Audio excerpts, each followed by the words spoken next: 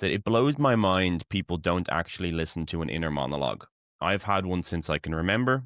I've always had a rich inner world. I used to wonder why so many people were so extroverted. And now I realized maybe it's because they don't really have much of an inner world at all. You can kind of understand how they're drawing this connection if people aren't extroverted and seeking the social life of other people and community. They might be more inwardly motivated, or throughout their development they were more inward.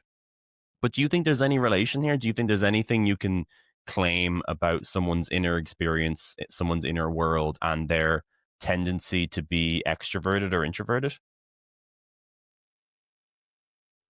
So first off, I would say that's what I call a personality question. And personality question, to answer a personality question like you knew what you were talking about, you need hundreds of people sort of randomly selected. And I don't have either one of those things.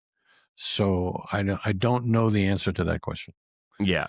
My speculation is it's probably not nearly as easy as easily quantifiable as you just said. And yet at the same time, I would say that I think there are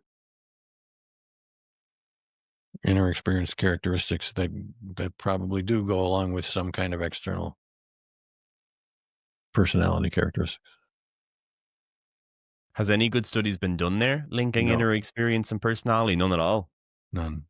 And the reason for that is that almost all the studies of inner experience are questionnaire based, and uh, I don't believe que- que- questionnaires at their very best, which is almost all questionnaires fall short of this, but at their very best are like first day studies, first day DES studies.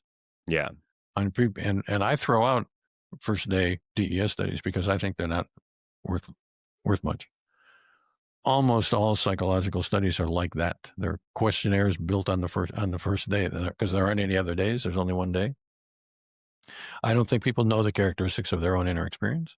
I don't think people are capable of answering questions about their own inner experience. I don't think people's questionnaire, you can ask 10 questions and average them, uh, count them up, and as a questionnaire would do, that doesn't help. And if you didn't know what you were talking about 10 times, you can ask it, you still don't know.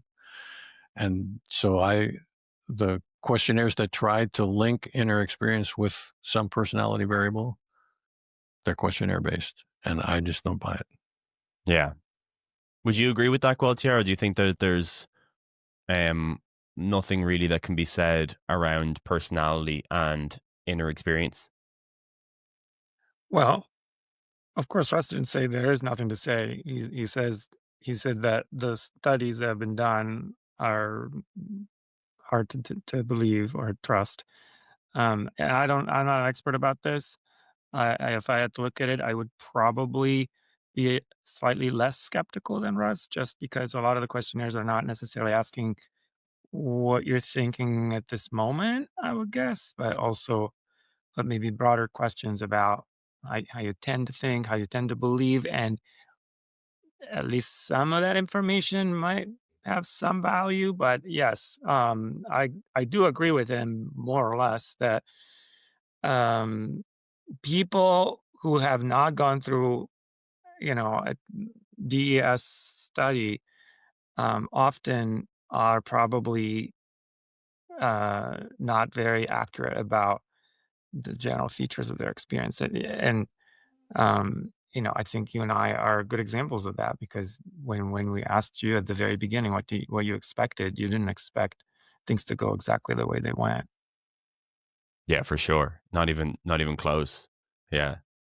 So I would agree with everything Gualtiero said, except that I would be substantially more extreme about it. I think if you took a random sample across a whole lot of people and you ask them about their inner speech, the average amount of inner speech that people would say that they have, if you ask people a question such as over the long haul, what percentage of your time do you spend innerly speaking? The modal answer to that is going to be something like 70%. Yeah. If you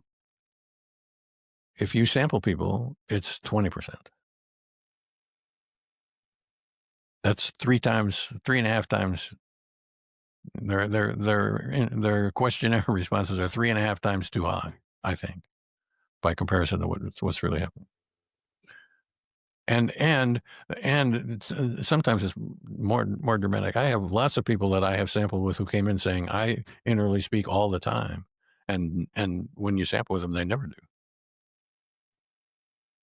So what they were doing, just if the listener is sort of rightfully confused by that sentence, what they would be mistaking as inner speech is sort of inner thought, but the words aren't necessarily directly apprehended as words in a sequence set out, usually in a voice with some temporal time dimension. So it's over time.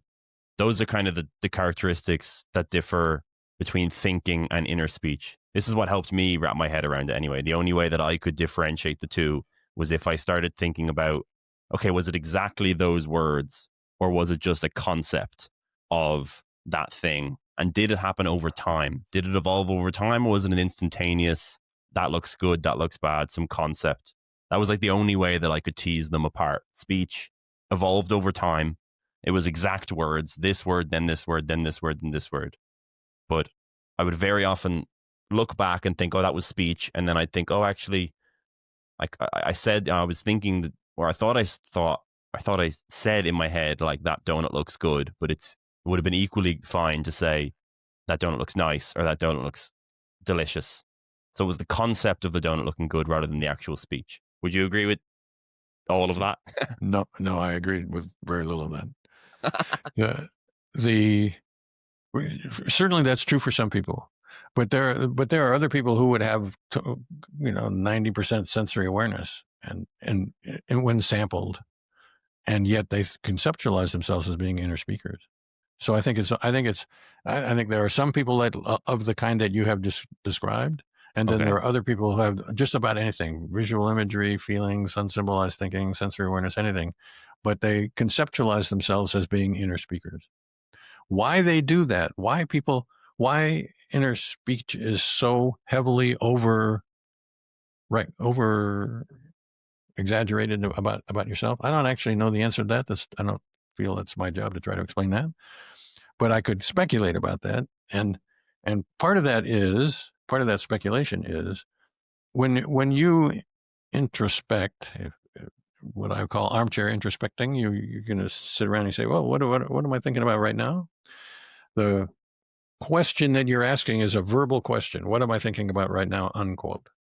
And that puts your mental apparatus, whatever that is, into a verbal mode. And when you ask a verbal mode question, you're probably going to get a verbal mode answer. So whenever you ask the question, it's going to seem like there's some words going on. But I think it's the refrigerator light phenomenon. Every time you open the refrigerator, the light's on. You think the light's on all the time, and that's just not true. The Giant Shoulder mission is to explore radical ideas in biology, neuroscience, and consciousness, and elevate those stories to the highest possible level while keeping them accessible to everyone. If this interests you and you want to support independent science, then please consider subscribing to the Clips channel. Check out our 26 Neuroscience book. You can download it for free